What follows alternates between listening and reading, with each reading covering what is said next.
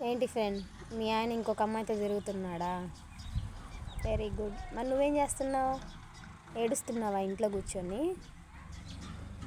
Fight చేసావా? ఏమని fight చేసావు? ఎందుకు అమ్మాయి దగ్గరికి వెళ్తున్నావు? తనలో ఏముంది, నాలో ఏం లేదు, ఇలాంటి చీప్ చీప్ క్వశ్చన్స్ ఏమన్నా అడుగుతున్నావా? నలుగురిలో పంచాయతీ పెడుతున్నావా?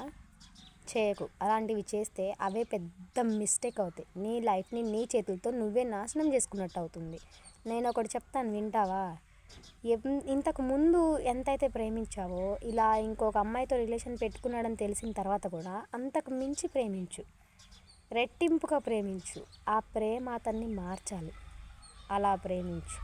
నువ్వు ఫైట్ చేయటం వల్ల ఇంకా మొండికి పడి ఎదురుగా తీసుకొచ్చి కూర్చోపెడతారే తప్ప వాళ్ళు మారరు. నీ ప్రేమ అతన్ని మార్చాలి. అది చాలా కష్టమే అనుకో.